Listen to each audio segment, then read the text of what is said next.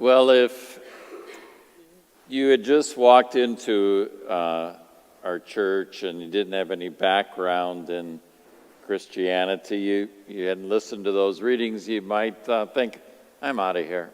Those are just kind of weird readings. And I don't know what kind of group of people this is, but first reading, they're arguing, jealous over who got what. And the second reading, the rich are being like condemned, and everything they've done is terrible. And then Jesus is saying, cut off hands and feet and pluck out eyes. Nah. I think this is just kind of a weird group, maybe. So let me try, you're still sitting here, to make that not so bad, make some things make sense there. Because I think it's just we have to improve our hearing a little bit, because we might initially react, oh, that was odd. So that first reading, Moses has been working. He got all those people out of Egypt, and it was a lot of work for one guy, and he needed help. So he went to God and said, what am I supposed to do here? I can't do this all by myself. I need a Deacon Doug or somebody to help me with my work. And God said, pick out 70, and we'll take those 70 and we'll let the Spirit come on them. And so they did, only Moses had written down 70 names, and as you heard, Eldad and Medad were out, hunting or something that day. But they got it anyway, because their names were on the list. So they got to be prophets, those 70. So you might think, well, prophets, that's somebody who can foretell the future, but that's not the Old Testament definition of a prophet. A prophet in the Old Testament is just somebody who talks to God. That's it. Now, if they're talking to God on a regular basis, then their understanding of what's going on in the world might be a little bit better than others. And so prophets over the ages have been people who spoke truth when we didn't always want to hear the truth. But they're people who talk to God. Now, the good news in that first reading is Moses is saying to Joshua, when Joshua's mad that these two guys got it anyway, Moses says, wouldn't it be great if everyone was a prophet? Wouldn't that be great? If everyone talked to God. If everyone had such a good relationship with God that they knew what God wanted, and they would act that way. And that's reflected a little bit in the gospel today, when there were people out getting rid of evil. And the disciples are a little bit jealous there too, like, hey, those guys aren't part of us. If they're getting rid of evil, Jesus says, they're part of us. So they belong. The Spirit is working even there. So relax. God's Spirit is working in many places. So good news number one.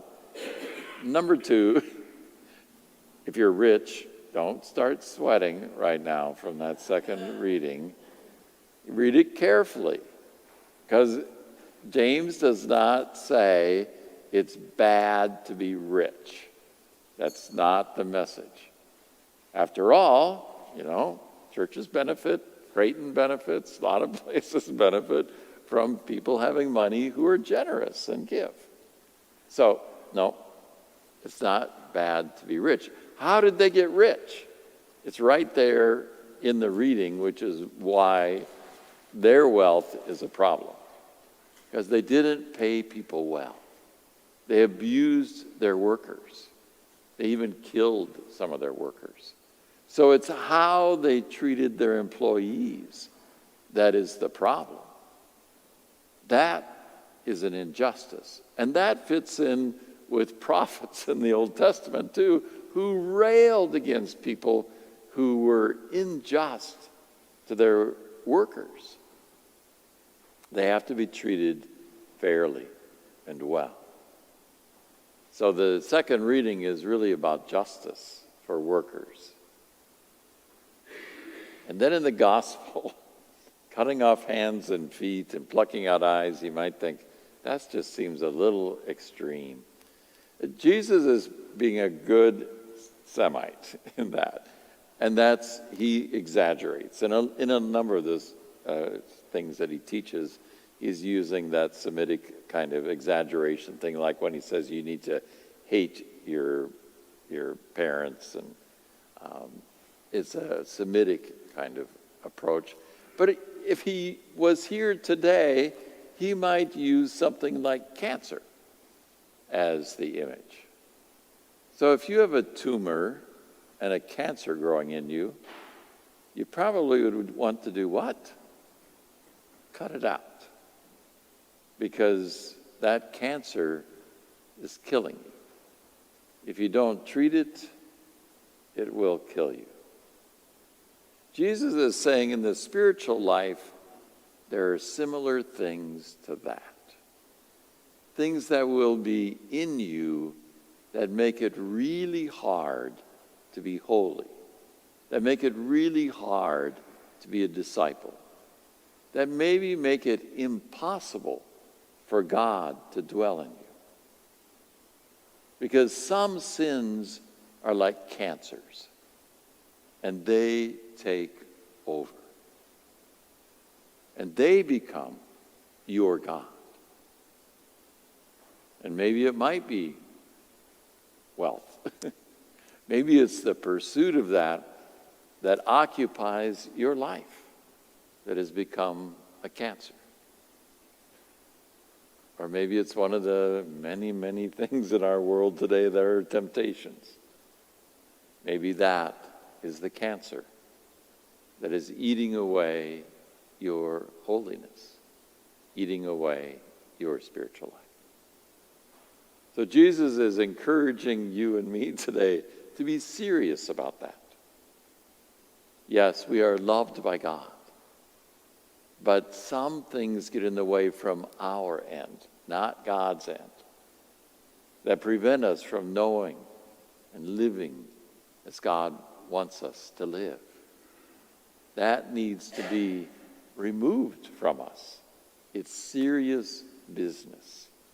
It's something we should not just simply let go of, but to say, no, I need to change this. I need to be more like Jesus. Because that's Jesus' goal. He wants you all to be prophets. He wants you all to be in a relationship with God. He wants all of you. Not just part, but all of you. That's what it means to be his disciple. And then you have power, as that guy did, to get rid of evil, if you truly follow him.